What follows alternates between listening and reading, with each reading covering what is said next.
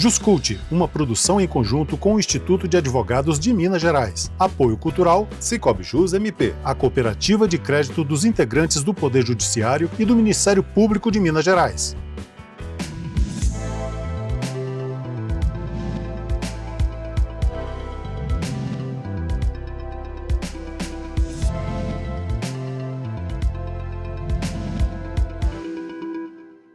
Olá, sejam todos muito bem-vindos ao Cultura Geral, ao Juscult, né, que é essa nova modalidade, esse canal aberto para discutir as questões jurídicas nacionais, de contratos, de resoluções e de disputas também, né, que é o que a gente vai tratar hoje também, mas nesse olhar, né, um olhar de parceria com o Instituto dos Advogados de Minas Gerais, e a gente está trazendo os advogados e as pessoas que compõem a parte intelectual também do direito, para a gente discutir essas questões que são de desenvolvimento nacional, né, desenvolvimento social também, e vários outros temas. Então, a gente está sempre aqui buscando o melhor entendimento para que todos compreendam como estão andando as nossas legislações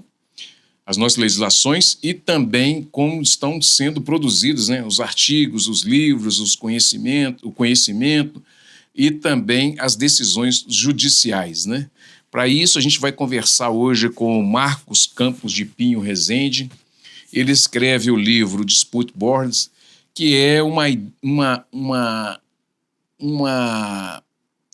método, né, de resolução de conflitos ou de interesse no sistema de engenharia nacional, né? Então a gente vai conversar sobre isso. Marcos, seja muito bem-vindo, é um prazer te receber aqui à luz do Juscult, que é esse projeto novo do Instituto dos Advogados de Minas Gerais, que traz esse olhar mais próximo das pessoas também, não só para o Instituto, mas também para aquilo que às vezes não chega no público, não chega nas academias, não chega ali para alguns escritórios empresariais e de disputas, para entender quais esses novos métodos de resolução de conflitos que a gente tem. Nós falamos muito, né, ao longo do tempo sobre mediação, sobre outras formas de resolução de conflitos alternativos, mas que também acaba tendo ali algumas burocracias e acaba emperrando também, demora um pouco mais. O Dispute Boards já é um método mais evoluído, né, vamos dizer assim, e já mais trabalhado, né, principalmente na Europa, né, e nos Estados Unidos. Seja muito bem-vindo. Muito obrigado, Betão. Obrigado por me convidar a estar aqui, né, pela oportunidade de falar um pouquinho sobre esse assunto. É um assunto com o qual eu vibro, porque, de fato, o Dispute Board é um método, como você disse, né, alternativo, né, de solução de conflito, assim como a mediação, a conciliação e outros métodos que são utilizados, mas eu tenho um xodó pelo método, né, pelo Dispute Board. Ele foi objeto de estudos profundos que eu fiz quando estava fazendo o mestrado na Faculdade de Direito Milton Campos, e acabei me apaixonando por esse método alternativo, porque, de fato, ele, na minha opinião, é o único método que possibilita, né, às partes uma solução em tempo real daquele conflito. Não se precisa submeter a um terceiro fora do processo, daquele contexto, para se buscar, né, a composição ali e a solução daquele conflito. Então, eu acho que, de fato, ele é um método diferenciado e não, né, exatamente por isso é que vem se desenvolvendo, né, vem sendo mundialmente utilizado já desde da década de 70, meados da década de 70, no mundo, mas no Brasil agora, inclusive, foi incluído na nova lei de licitações, né, como... isso eu ia te perguntar. Então, é a bola da vez. Assim, acredito que é possível utilizá-lo para fomentar o desenvolvimento, né, da economia, das obras aí no país. Ô Marcos, só para a gente contextualizar, Claro. o Dispute Board, que é esse método de resolução de conflitos, ele traz novidades mais modernas, vamos dizer assim, né? Isso proporciona um ganho maior para o sistema de engenharia no Brasil? Sim, a abordagem do livro Dispute Board, ele não é exclusivo, né, para as obras, não. Ele Sim. surgiu no contexto, né, das grandes obras, na década, né, os primeiros casos que surgiram foram no pós-guerra, né, ali na década de 60, no contexto de reconstrução da pós-guerra na Europa, mas o primeiro grande caso ocorreu nos Estados Unidos. É o caso da construção do Eisenhower Tunnel no Colorado, né? E foi o caso assim, muito exitoso a utilização do Dispute Board, que é o seguinte: as partes, no momento da contratação, ou seja, quando estão negociando os termos do contrato para a execução de uma grande obra, que envolve vários players, vários, né, vários atores vários ali. partícipes, exatamente, já na concepção do contrato, incluem a opção pela constituição do Dispute Board. Ou seja, desde o início já se designa o Dispute Board é um comitê normalmente formado por 3 representantes, 3 pessoas, no caso da engenharia, que tenham conhecimento em engenharia e também, normalmente, que tem um ou mais membros que têm conhecimento na parte jurídica, né, experiência na parte jurídica, para que possam, né, no decorrer das obras, in loco, nas situações de conflito, litígio, impasses, o comitê é chamado para intervir naquele conflito, naquele litígio, e então ele tem competência. Aí, dependendo do método, né, o formato do Dispute Board que foi definido, ele tem, inclusive, legitimidade para decidir. Essa decisão ela não é absoluta. Esse esclarecimento é muito importante porque a decisão do board, ela é uma decisão adjudicativa, né, adjudicatória, que é chamada, mas ela pode ser contestada caso as partes com ela não concordem no âmbito ou do judiciário ou da própria arbitragem. Fato é que os estudos demonstram que em 90, e aí são estudos feitos pela Dispute Board Resolution, que é uma instituição que gerencia e que analisa os números dos dispute boards no mundo. O índice de contestação das decisões dos boards é de 3%. Ou seja, em 97%, as partes acatam aquela decisão e dão prosseguimento, né? Ô Marcos, tem uma pergunta que me veio aqui também, que é, por exemplo, dentro de um processo de grandes obras, ele pode ser, por exemplo, você está fazendo um túnel, por exemplo. Então, você tem uma série de players trabalhando, que são outros. Várias fases, tem várias né? fases, tem lá a fundação, tem fase de perfuração, fase de construção efetiva. E, às vezes, deu um litígio em um setor específico. Então, a obra pode continuar e discutir só aquela parte ali? Isso depende, né? Depende da construção. Porque se for um litígio para definir determinada situação que seja essencial para a continuidade da obra, pode ser que ela tenha que se paralisar, mas se paralisar no contexto das deliberações do comitê, e não aquelas paralisações no contexto dos métodos tradicionais, judicial principalmente, onde se embarga a obra por uma questão específica e o processo fica lá anos e anos, as partes discutindo uma questão com a obra paralisada, sem poder dar continuidade ao projeto, gerando um enorme prejuízo, né, para a coletividade, para as partes envolvidas. Então, assim,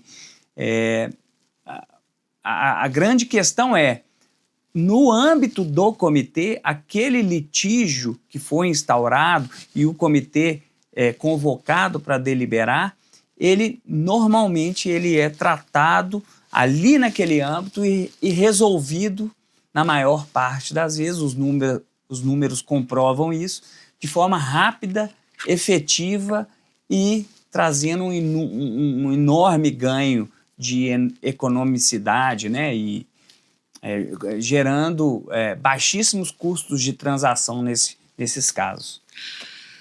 Como que fica as questões de inovação legislativa para essas construções, por exemplo, desse processo, desse método de disputa? Bom, no Brasil, né, a introdução do método é relativamente recente, aí, já vem, né, desse século nosso, e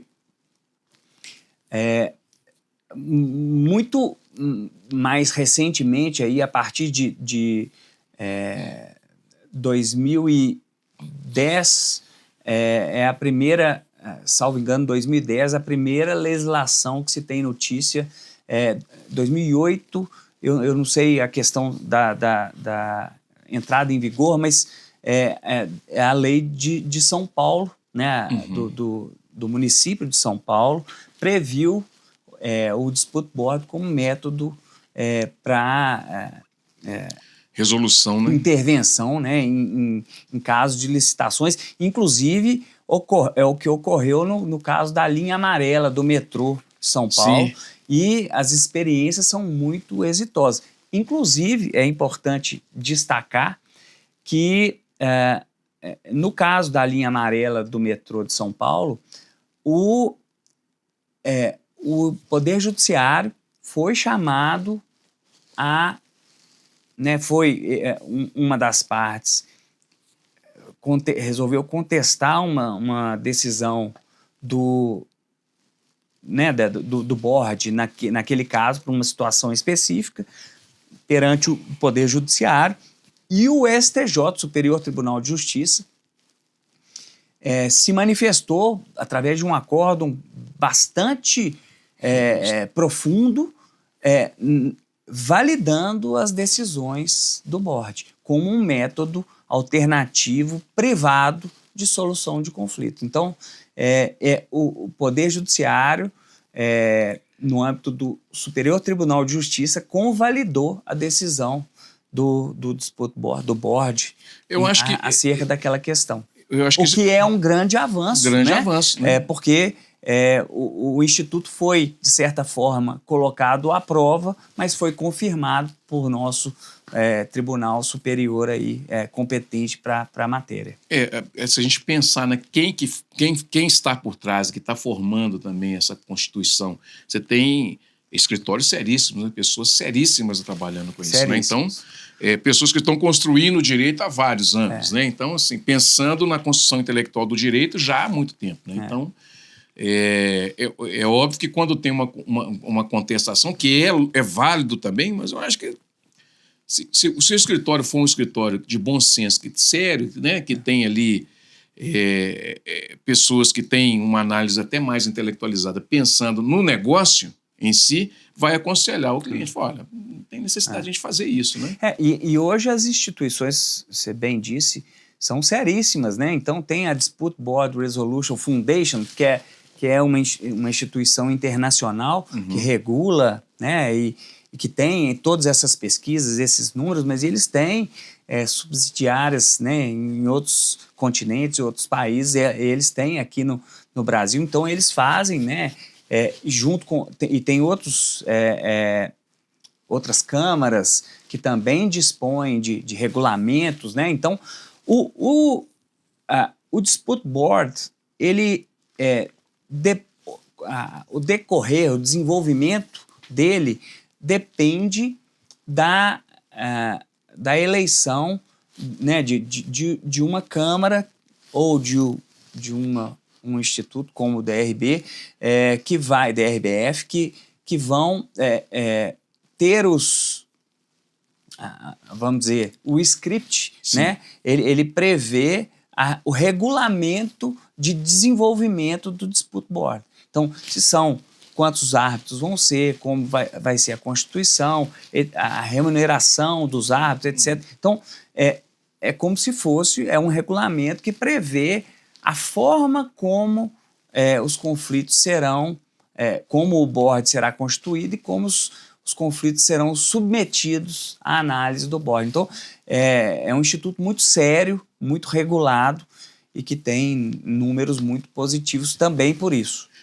Empresarialmente pensando, é um grande instituto, né? Porque sem dúvida. Ele internacionaliza o entendimento e dá mais segurança jurídica de forma internacional? A meu ver,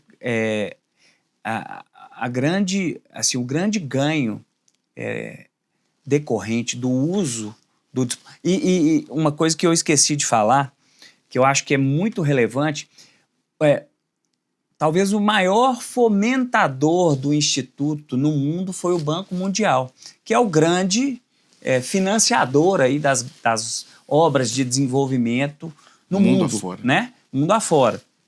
São inúmeros exemplos aí. E o Banco Mundial, em seu regulamento, prevê a obrigatoriedade da constituição do Dispute Board nos contratos em que ele participa como financiador acima de 50 milhões de dólares. Ou seja, obras, né, de médio, grande porte. Ou seja, o maior financiador mundial, se ele exige que em seus contratos conste a cláusula de Dispute Board, é porque esse grande banco está pensando em valorizar o investimento que ele está fazendo. Ele não quer pôr dinheiro numa grande obra e essa obra fique paralisada por anos, por alguma discussão técnica, ambiental, etc. Então, ele foi o maior fomentador ao instituir a obrigatoriedade da constituição do Dispute Board, exatamente porque entende, confia, e os números demonstram claramente isso, que a utilização do Dispute Board resolve, né, muitas dessas situações. Claro que as decisões não são absolutas, eu repito, elas estão sujeitas eventualmente a serem discutidas, né, e revisadas perante o judiciário ou perante o tribunal arbitral competente, se assim for designado no contrato, mas fato é que o nível de conhecimento dos árbitros e a aproximação das partes, na maior parte das vezes, os números são muito positivos nesse sentido, resolvem os conflitos e proporcionam ganhos de economicidade. Melhora a relação ganha-ganha. Exatamente. Melhora os custos de transação, porque uma obra parada ela gera um custo enorme, né? Um prejuízo enorme, não só para as partes envolvidas, mas para a coletividade que vai fazer uso daquele... Acaba não se beneficiando daquilo, até dos gastos que já houveram ali, vai ficar parado, né? E aí eu queria entrar quando você fala nessa questão de parar a obra e tal, e prejudica a comunidade de uma forma geral, nós tivemos aí a Lei 8666, que é a Lei de Licitações, e agora a 14133, né, que está aí. O Dispute Board já está aí, então ele está pegando as duas legislações, mas a 14133 é a que ele vai calçar. Prevê expressamente a possibilidade, o que é também um grande avanço, a possibilidade da constituição do comitê, dos comitês, em obras públicas, né? Então, foi um grande avanço, a meu ver, né? Como eu disse, a instituição dos comitês de solução de disputas no Brasil é relativamente recente, veio na Lei Municipal de São Paulo primeiro, depois na Lei de Belo Horizonte, também na vanguarda, foi instituído especificamente a possibilidade do Dispute Boards em obras públicas, e o que foi, assim,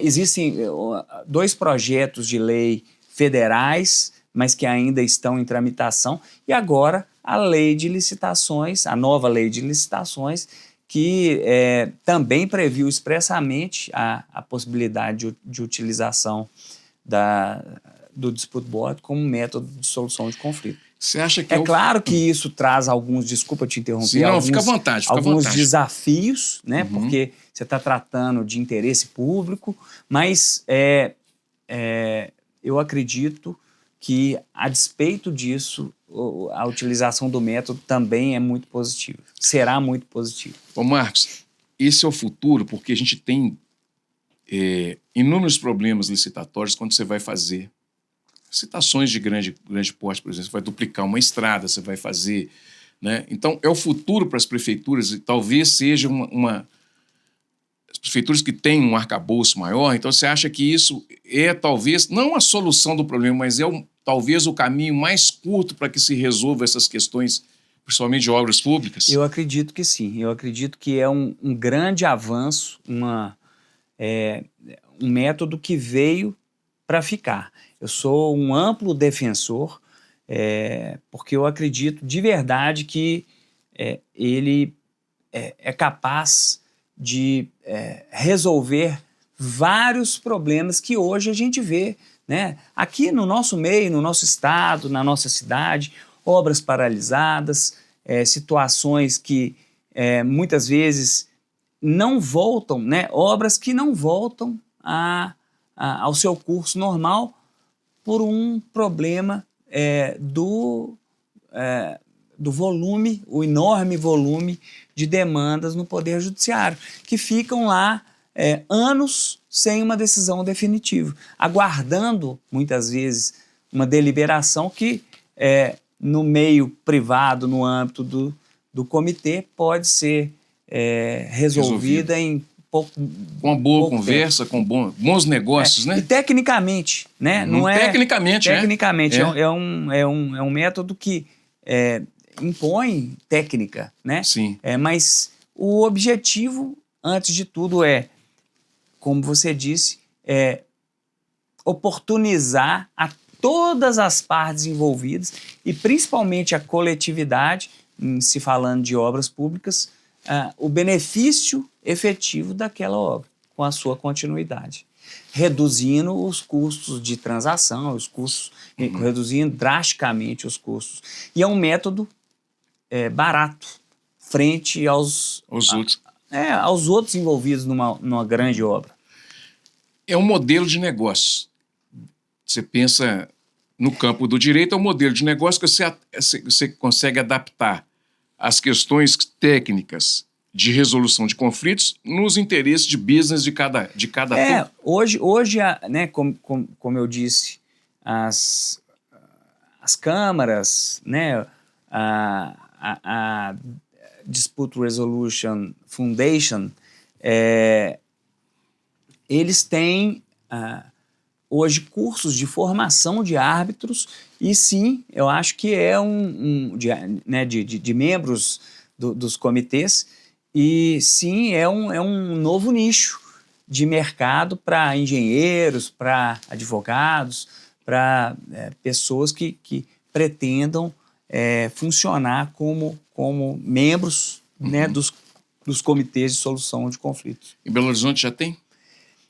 Já existem alguns cursos e câmaras que dispõem em seus regulamentos então eles já têm membros cadastrados em seus regulamentos. E aí, quando uma parte, né, por exemplo, nos contratos privados, duas partes pretendem designar o Dispute Board como o método alternativo de solução de conflitos, ele já define no contrato qual Câmara será responsável, qual será o regulamento para gerenciar os dispute boards e no caso de se nomear uma Câmara, que serão os árbitros cadastrados naquela Câmara. Então, sim. É assim que funciona. Né? E as peculiaridades que tem nesse... Tem alguma peculiaridade assim, nesse modelo de disputa? No sentido assim, se tem algum senão, ou se os desafios são pequenos mesmo? Não. Acho que sempre existem desafios, né? Desafios a serem ultrapassados, né? Principalmente quando se passa a utilizar um modelo que é relativamente novo, né? Eu acho que o tempo e as experiências vão gerando maior segurança jurídica, né? E consolidando, né, a utilização do método. No livro eu faço, né, uma abordagem com relação aos desafios no âmbito das obras públicas, exatamente tentando fazer um paralelo em relação às questões, né, ao interesse público, aos princípios do direito público, né? Acima de tudo, o interesse público. Porque como o Dispute Board é um método originalmente privado, ou seja, contratual entre as partes de um contrato definem regras para serem utilizadas na solução dos conflitos que sobrevierem. Quando você inclui nessa questão o ente público, tem que haver algumas regulamentações. A primeira delas é a previsão em lei, né? E depois disso, no meu entendimento, é a questão da prevalência da decisão né, adjudicatória do comitê, eventualmente sobre um interesse público. As discussões que possam surgir invocando o interesse público sobre uma decisão que eventualmente venha a ser tomada pelo comitê no âmbito de um litígio. Então, isso são desafios, claro, que certamente serão enfrentados, mas que eu acredito que serão também superados, né? Ainda assim, na minha análise e no meu entendimento, trata-se de um método que gera, sem dúvida, ganhos enormes, né, a todos os envolvidos. Então, assim, por isso eu sou um defensor. Então, mesmo no âmbito do direito público, eu acredito que seja um pouco mais complexo, talvez não um pouco, bastante mais complexo, mas que ainda assim é válido e tem tudo para dar certo no Brasil. Bom, vou fazer o primeiro intervalo aqui na TV Banqueta, na Rádio Cultura de Curitiba. A gente está no JusCult, né, no culto geral, trazendo essa conversa, né, esse novo modelo também de programa, discutir tecnicamente as evoluções do direito, né, não só em Minas Gerais, mas no Brasil, através do Instituto dos Advogados de Minas Gerais. Um minutinho só, nós estaremos de volta aqui na TV Banqueta, na Rádio Cultura de Curitiba.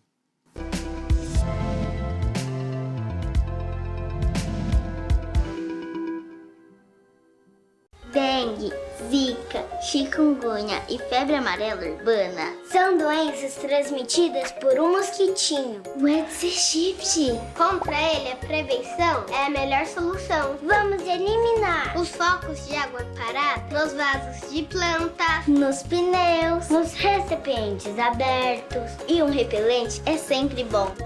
Vamos juntos com a LBV. Diga sim à prevenção. Apoio TV Banqueta.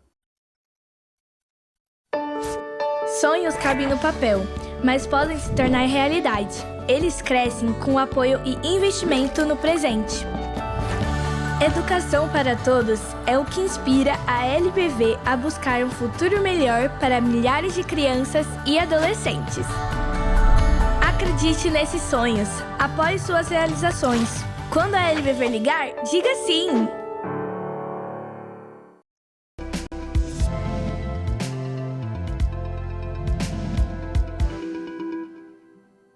Bom, de volta com o JusCult no Cultura Geral aqui na TV Banquete, na Rádio Cultura de Curitiba, uma parceria com o Instituto dos Advogados de Minas Gerais. A gente está conversando sobre o Dispute Borns, que é um novo método de resolução de conflitos. E a gente está conversando com o Marcos Campos de Pinho, que escreve o livro, né? Dispute Borns, que é esse aqui, muito bacana. E, primeiro, Marcos, as pessoas conseguem ter acesso a esse livro? Claro, claro, eu posso. Ele dispõe, ele está acessível a todos através da Google Livros. Eu posso disponibilizar o link para que todos acessem gratuitamente. Gratuitamente, né?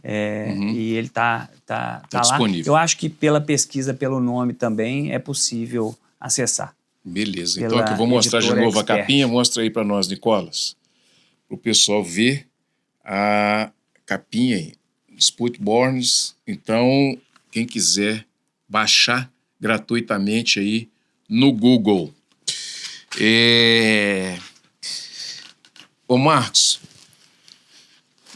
antes de fazer uma pergunta ligada diretamente às questões de outros casos específicos de direito privado, mas eu queria perguntar para você se a gente tem uma perspectiva de futuro com os novos operadores do direito no campo decisório, que são os juízes. Nós falamos aqui do STJ, que convalidou uma decisão e tudo do comitê, mas essa visão ela tende a ser também uma visão não só moderna, não só para os juízes, embargadores, ministros e tal, que já estão atuando, mas como tem esse intercâmbio mundial hoje, principalmente de aplicação do direito, né, em direito internacional privado, etc., a tendência é que esses novos operadores do direito, os promotores, os procuradores, os juízes, os desembargadores, também atuem utilizando também, respeitando essa disputa, esse modelo de disputa, de resolução? Sim.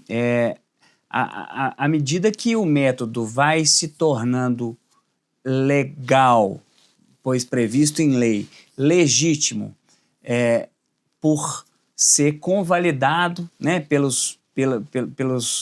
Poder Judiciário, pelos tribunais arbitrais no Brasil, ele ganha legitimidade, né, para que seja cada vez mais utilizado, né, para que as partes, né, financiadoras, obras públicas, privadas, e outros, né, institutos também, como a gente vai ver em seguida aí, passem a utilizar de forma ainda mais ampla e essa legitimidade na utilização do método, acredito eu, que abre oportunidades para novos operadores do direito que queiram se especializar como membros de comitês, como árbitros em arbitragem, né? Então, hoje vamos dizer, um mercado que vem se desenvolvendo. São pessoas que querem atuar especificamente nesses métodos alternativos à justiça tradicional, que é a justiça dos juízes, desembargadores. E então, eu acredito que há espaço, sim, para esses novos ramos aí que possam ser buscados pelos operadores. Queria que você falasse comigo a aplicação dos comitês em outros tipos de contratos privados, né? A gente está discutindo aqui muitas coisas, falando e buscando, assim, principalmente no público, né? A gente falamos de lei de licitações, falamos também do direito, falamos também das disputas públicas entre uma obra ou outra e tudo, mas E em outros casos, por exemplo, privados também, como é que ele pode entrar? Ou ele pode também dar esse norte de solução? Sim, sim. É é claro que a utilização do método é muito mais largamente utilizada no âmbito dos contratos, né, de engenharia, obras de grande porte, porque foi, né, a origem do Instituto. Mas hoje, por se tratar de um método privado de solução de conflitos, as partes podem estabelecer em contrato, em outros tipos de contrato. E já existem outros casos. É claro que é uma coisa que é importante destacar. Esses contratos, normalmente, eles são regidos sob confidencialidade. Então, muitas vezes não se tem informações completas, né, de quais tipos de contratos hoje são aplicados, né, a utilização do dispute board. Mas já se tem conhecimento, né, estudos de vários contratos, por exemplo, societários, conflitos societários entre partes, ao invés de serem levados diretamente por exemplo, à arbitragem ou ao judiciário, serem submetidos também à avaliação, né, e deliberação do comitê do dispute board. Então, existem vários casos de contratos societários, discussões societárias sob confidencialidade que muitas vezes são resolvidos ali naquele âmbito privado do dispute board, o que também gera, além de gerar ganhos financeiros, evita delonga do tempo e evita a quebra da confidencialidade com a revelação de eventuais disputas que estão intrínsecas àquela relação societária. E existem outros casos também, outros tipos de contratos privados que se tem notícia da utilização do método para a solução dos conflitos. Então, assim, acredito que cada vez mais vem e será ainda mais utilizado. Esse novo entendimento do direito no Brasil, ele traz para a gente um viés mais dinâmico, assim, o direito no Brasil até pouco tempo era muito rígido, né? Hoje você vê, por exemplo, o Ministério Público tentando construir junto com o Poder Executivo soluções para que a sociedade não fique ali por causa de uma própria disputa ali entre o Ministério Público, no entendimento do Ministério Público com o Poder Executivo, por exemplo, para-se uma obra, né? Para-se um ganho que seria para a sociedade. Então, hoje você vê um olhar mais dinâmico, né? Com certeza. O próprio legislador nacional, o atual Código de Processo Civil, com todas as reformas que ele sofreu, inovações, ele também prevê os métodos alternativos de solução de conflitos. Exatamente como uma iniciativa para se buscar vias alternativas ao Poder Judiciário. O Poder Judiciário, de fato, e sem maiores críticas, é uma constatação, o Poder Judiciário hoje está assoberbado. Os números do CNJ do ano passado demonstram 88 milhões de processos judiciais ativos, né? Para o número de juízes e desembargadores e comarcas que nós temos, é um número absurdo, né? Então, assim, essa é a razão do altíssimo custo das decisões, né, e processos que delongam, né, muitos anos, perante a justiça, porque, de fato, o sistema está quase que colapsado. Então, as alternativas, né, esses métodos alternativos, então, o novo Código de Processo Civil, ele contemplou o que tem um grande estudioso americano, chama Frank Sander. Ele é o criador da teoria da justiça multiportas.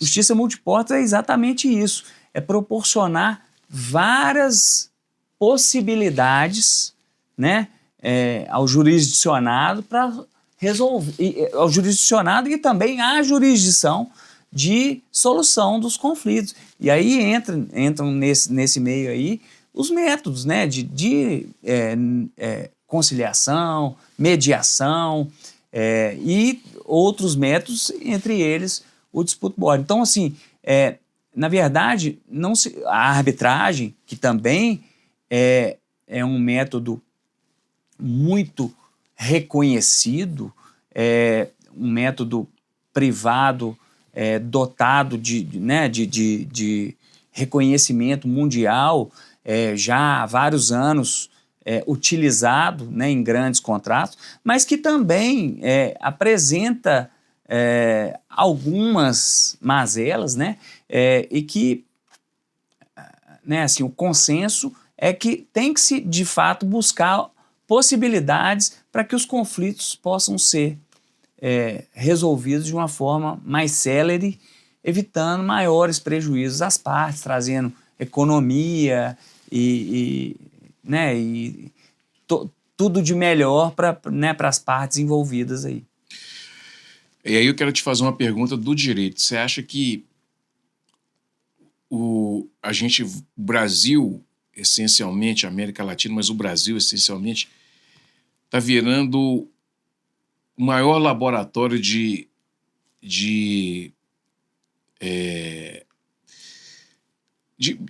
introdução do direito, de mistura, vamos dizer assim, né? Não é essa a palavra certa, mas é o que veio na minha cabeça agora, que é civil law e common law. Então, essa ideia, talvez essa hibridez dos dois direitos seria aproveitar o melhor lado de cada um. A gente está caminhando para isso. O que você acha? Isso é difícil. Isso são sistemas, né? Sistemas de justiça. Civil law é o sistema que a gente adota, né? Que é o sistema legalista, né? Baseado na Constituição e nas leis que regem, né, as relações no país. Common law os Estados Unidos é um grande... talvez a grande referência da Common Law, que é o estudo dos precedentes, né? Sem, né, quaisquer críticas e também sem me aprofundar em cada um dos sistemas, eu acho que uma mistura é difícil, mas é claro que o nosso país vem consagrando institutos que vêm do Common Law, que são, né, os precedentes, as decisões dos tribunais superiores que pacificam determinados conflitos de forma ou seja, se o Superior Tribunal de Justiça ou o Supremo Tribunal Federal decidirem sobre determinadas situações dentro lá dos incidentes e, né, dos procedimentos próprios, essas decisões, as súmulas vinculantes, elas viram precedentes que devem ser obedecidos por todos os demais, né, julgadores no país. Então, há sim aí uma alguma característica que vem para melhorar, né, a funcionalidade do nosso sistema, e é assim mesmo. O sistema ele é dinâmico e ele deve ser aperfeiçoado sempre, né? Essa pergunta é porque eu ia emendar, o dispute board está nessa qualidade também, de trazer essa dinamicidade também para os negócios. Com certeza. E para os contratos. É um instituto que veio de fora, com experiências ricas e que vem sendo adotado aqui, pode e deve ser adotado cada vez mais, na minha opinião. Bom, gente, chegamos ao final do JusCult aqui no Cultura Geral. Nós conversamos aqui com Marcos Campos de Pinho Rezende sobre o Dispute-Bornes, que é esse novo método de solução de conflitos, de resolução de conflitos, que a gente tem já se utilizado aqui no Brasil. Marcos, muito obrigado pelo respeito, pelo carinho também, e por essa conversa tão rica, né, com relação a esse novo método que você escreve no livro Dispute-Bornes, né? Eu que agradeço. Para mim é uma grande honra falar sobre um tema que para mim é tão caro, tão interessante e de certa forma, um assunto que ainda desperta interesse, né? Então, espero que eu tenha contribuído aí, que possa ter ajudado a elucidar algumas dúvidas, e o livro está à disposição, né? Quem quiser acessar, tem um link gratuito e espero que gostem e possam se aprofundar mais no Instituto. Com certeza. Eu agradeço a você também, né, e a toda a produção aí por me receber tão bem aqui. Não, fica à vontade, voltará mais vezes aqui, né? E nós agradecemos a você, agradecemos ao Instituto dos Advogados de Minas Gerais também, na pessoa do Jean, presidente. Gente, chegamos ao final do programa Cultura Geral aqui do JusCult. Um grande abraço, um beijo no coração de todos e voltaremos amanhã aqui na TV Banquete, na Rádio Cultura de Curitiba, com mais um programa super especial para todos vocês.